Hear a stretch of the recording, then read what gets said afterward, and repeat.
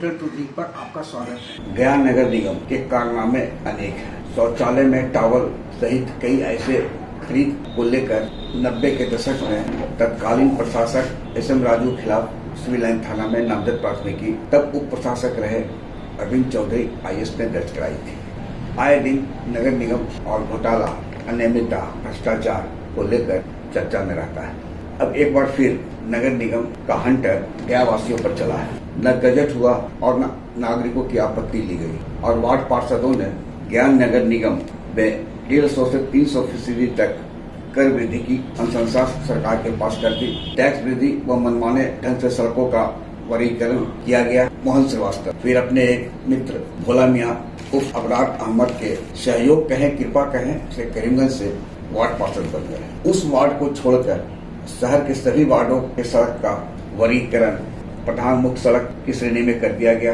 One man show है नगर निगम मोहन श्रीवास्तव का। Deputy mayor भले न हो, लेकिन जब कुर्सी लगती है तो नगर प्रशासक अभिलाषा शर्मा हो, मेयर हो और मोहन श्रीवास्तव का एक बड़ा कुर्सी लगता है जिस पर वे बैठा करते हैं। वन मैन शो इसलिए कहा जाता है कि अभिलाषा शर्मा शुरुआती दौर में कहीं कहीं अड़ी भी, लेकिन मोहन श्रीवास्तव के आगे जैसे पूरे नगर निगम नतमस्तक रहा है, वैसे ही वार्ड पार्षद भी रहे। गुरुवार को central Bihar chamber of commerce के पहल पर कर वृद्धि के खिलाफ होटल आर्यावर्त में बैठक हुई। 4 वार्ड पार्षद भी आए।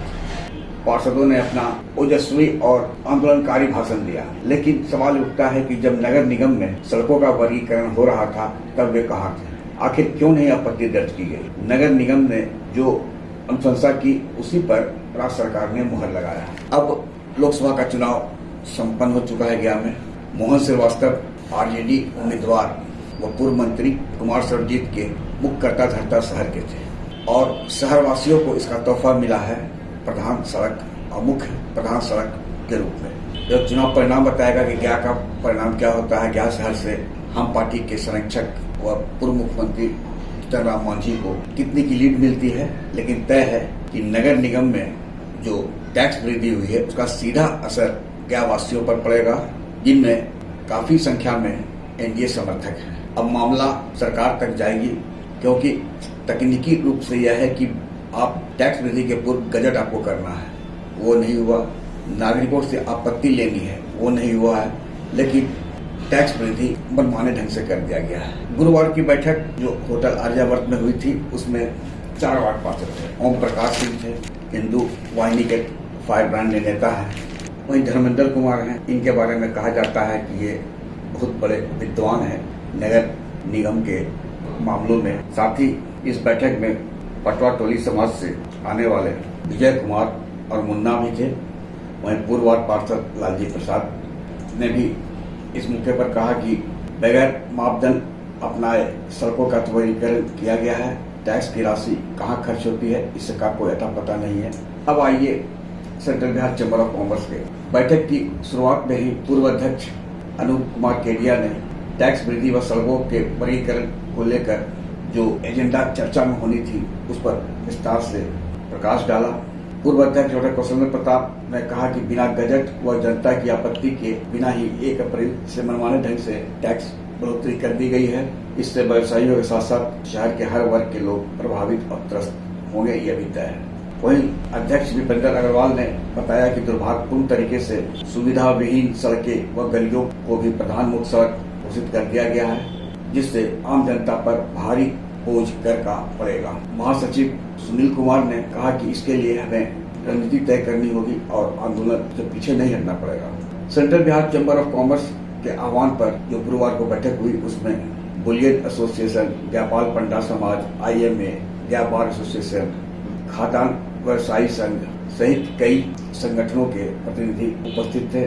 बुलियन एसोसिएशन के संजय कुमार बर्नवाल, सचिव संजय कुमार वर्मा, वहीं IMA के अध्यक्ष CL नारायण, विष्णुपद का प्रबंधकारिणी समिति के अध्यक्ष शंभूलाल विठल, महेश लाल गुरपुत, खादान व्यवसायी संघ के संजय भारद्वाज, होटल एसोसिएशन के अनिल कुमार, डेबिट टैक्स वृद्धि के सामूहिक संघर्ष को जरूरत बताया है। अब यह मामला तय है कि आंदोलन को लेकर तो गुहार तो है, और खासकर नगर निगम के शीर्ष पद पर बैठे, चाहे वो मेयर हो या डिप्टी मेयर, के साथ साथ सशक्त अस्थायी समिति के सदस्य अखौरी ओंकार नाथ उर्फ मोहन श्रीवास्तव की भूमिका भी चर्चा का विषय बनेगा, यह भी तय है। मोहन श्रीवास्तव उर्फ अखौरी ओंकार नाथ श्रीवास्तव ने बताया कि टैक्स वृद्धि में नगर निगम की कोई भूमिका नहीं है। हर 7 साल पर टैक्स वृद्धि होने का प्रावधान है, नीति है। पिछले 15 साल से नहीं हुआ था। राज्य सरकार के स्तर से इस संबंध में निर्णय लिया गया है। उन्होंने यह भी कहा कि जहां तक सड़कों के वर्गीकरण का मामला है तो ऐसा नहीं है कि उन्होंने अपने वार्ड जो करीमगंज से आता है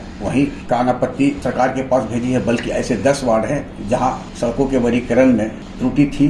तकनीकी रूप से स्थल निरीक्षण भी था, जो उनके समझ में आया बैठक में, उसमें उन्होंने सुधार किया है। अब अगले बैठक में भी इस मुद्दे पर सड़कों के वर्गीकरण को लेकर निर्णय लिया जाएगा। मोहन श्रीवास्तव के अनुसार टैक्स वृद्धि जो हुआ है वह गैर नगर निगम में जो वृद्धि हुई वही वृद्धि बोधिया में भी होगा, सरघाटी भी होगा, अररिया भी होगा, मोतिहारी, पटना सभी जगह है। इसलिए इसमें एनडीए और इंडी गठबंधन का वोट बैंक या भेदभाव का प्रश्न ही नहीं उठता है। ये सरकार के स्तर पर होता है। आग्रह है कि इस वीडियो के लिंक को लाइक, शेयर, सब्सक्राइब अवश्य करें।